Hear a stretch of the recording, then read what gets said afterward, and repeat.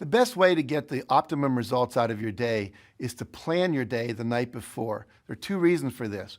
Too often during the day, we're just responding to everyone else's needs instead of doing our intended plan. So if you don't have a plan, you're guaranteed not to be doing what you want to do. You'll be responding to other people. The second reason for planning your day the night before is you can rationally decide what you're going to do at what time of the day. Too often people just work from a to-do list. What you want is to schedule exactly what you're going to do at what time. Schedule how long you think it's going to take. And by doing it the night before, here's the payoff. All night long, your unconscious and subconscious mind is going to be working on how to make that happen. It's going to be coming up with creative ideas, pulling information from your past memory into the present so you can utilize it, and literally planning your perfect day. It's like having an employee working for you all night long. If you do it in the morning, you don't get that benefit.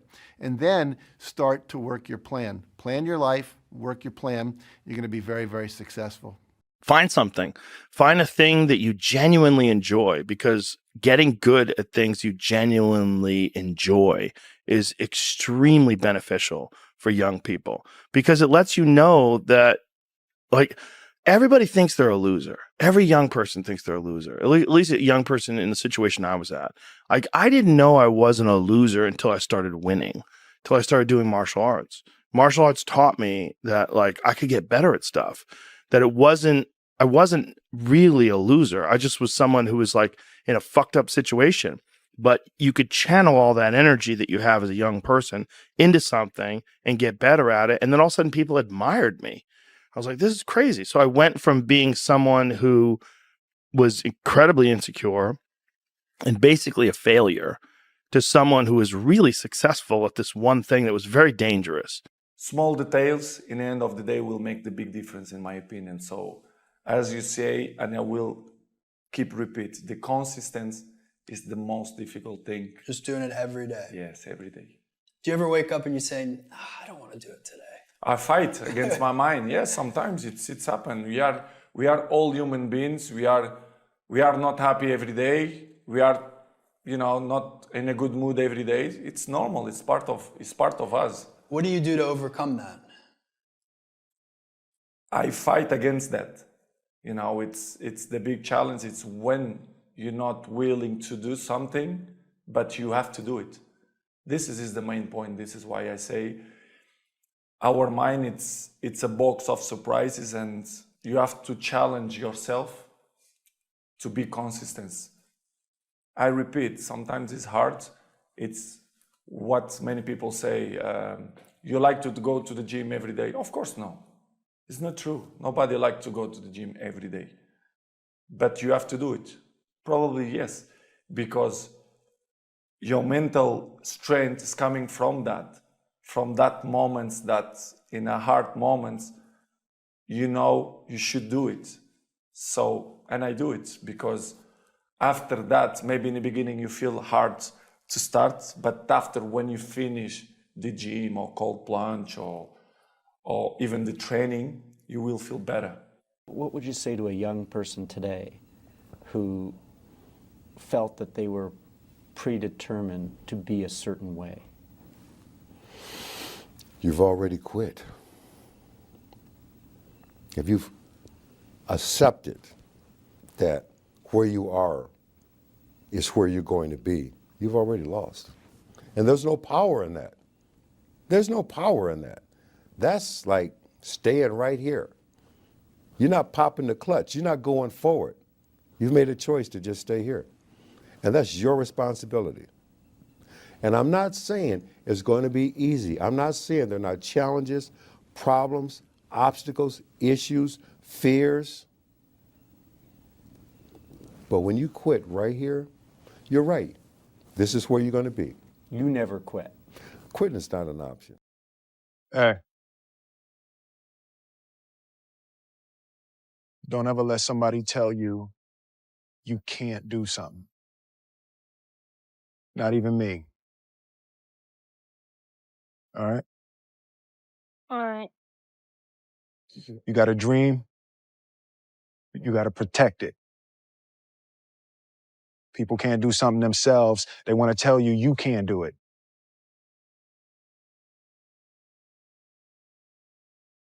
You want something, go get it. Period. How do you love yourself, Louise? Because I talk about it all the time. So I made a list of how to love yourself.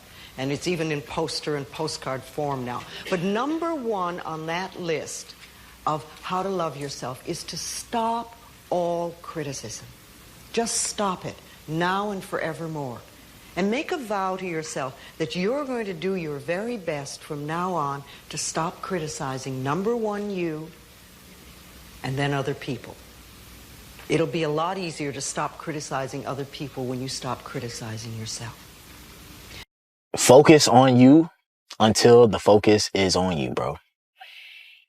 I know that, we want the focus to be on us today, but if we put the focus on ourselves, like me, putting the focus on me, giving myself everything I need to be successful, giving myself everything I need to be competitive, giving myself everything I need to be the catch, to be the prize, that's what I'm going to do. When you focus on doing that, fellas, and you don't pay no mind to nothing else outside of your control, you don't pay attention to them paying attention to you. When you stop doing that, I promise you, that's when the focus and the attention is going to be paid on you, bro. I promise you. Been anything along your journey that you've kind of regretted? And then how do you deal with regret? I mean, individual choices and mistakes, yeah, but ultimately you learn from those. So, like, no. Because, like, even the regrets, the bad things or the stupid things, you learn not to do bad things or stupid things.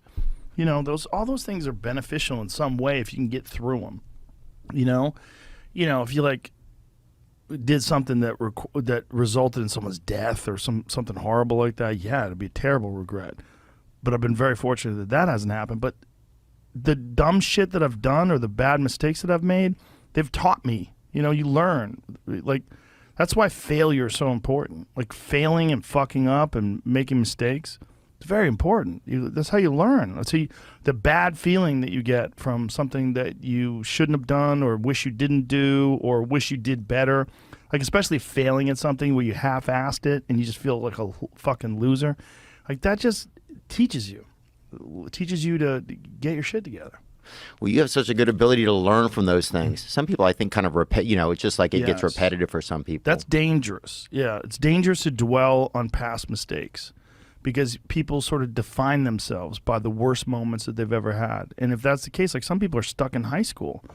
They're stuck in failures that they had, like, when they were first getting jobs, and they always think that they're a loser, and they don't like the feeling of failure, so they keep low expectations so that they never have to feel that. You got to get through it. You got to get through bad feelings. You got to get through failure. It's very important. And you get through it by just picking yourself back up and moving forward and going. But it's hard for a lot of people because that sting, they never get over it, the feeling of failure. And they don't have a good support system, like good friends. Like, having a good community of friends is very, very important, because you could feel like down, like if a girl broke up with you and you feel like you're the worst, you're a fucking loser, like you're a piece of shit. But then you go out with your friends and you have a few laughs, and next thing you know, you're laughing and you're like, I'm all right. We'll be all right. And look at you today, man. Yeah. And I just think that's really critical, right? And it's like, because everybody has dreams, and as much as you want to be able to listen a little bit, because somebody's going to give you a gem, but nobody knows but you. You can't get advice on what you should do with your life, right? Nobody knows what you are. Like, even sometimes you don't really even know what you are. You got to take your shot. And it's like, as much as you want people to agree and you want the people around you to be supporting your dreams and all, it's not going to be like that all the time. You got to do it alone. And people will help you, and when you get the ball rolling, people will jump on. But if you don't believe, nobody else is going to believe. People come along because your belief is so insane. After watching that film, I come to understand, if I could work that hard every day, with being blessed with the physical tools that I have, what would my career be?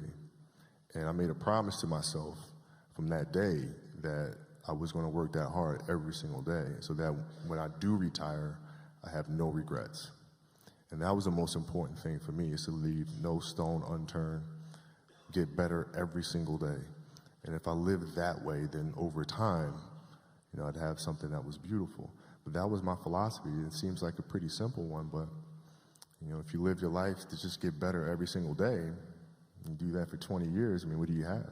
Do you believe that every person has the ability to choose the right path, the spiritually enlightened path? Absolutely. Absolutely. It's not easy. It can be tremendously difficult. It's easier to quit. It's easier to succumb. It's easier to give in. But to go forward, that's tremendously difficult. You have to be bold to do that, to say, no, this is not where I'm going to be. I often think of another person. This woman and I are the same exact age, same zodiac sign, went to the same elementary school, and lived a half a block away from each other in my hometown, Milwaukee, Wisconsin. There was nothing in our environment that said I was going to go on to become Chris Gardner and she was going to go on to become Oprah Winfrey. There was nothing there. We chose. And there are a lot of people in this world who have also chosen. That's one of the things I've learned, this part of the journey in life. So many of us have chosen. And one of the most important things that we have chosen is to break these various cycles. Cycles like links in a chain. We've chosen to break these cycles. We've chosen that, you know what? Whatever was an issue or a challenge or a problem for me does not have to become generational and get passed on to my children. Yeah. It's the main point, because everyone wants to be Cristiano, but I give you the map. You think you will do it that? It's difficult. It's the discipline. The discipline is the most difficult thing, not only in the sports, but in the life.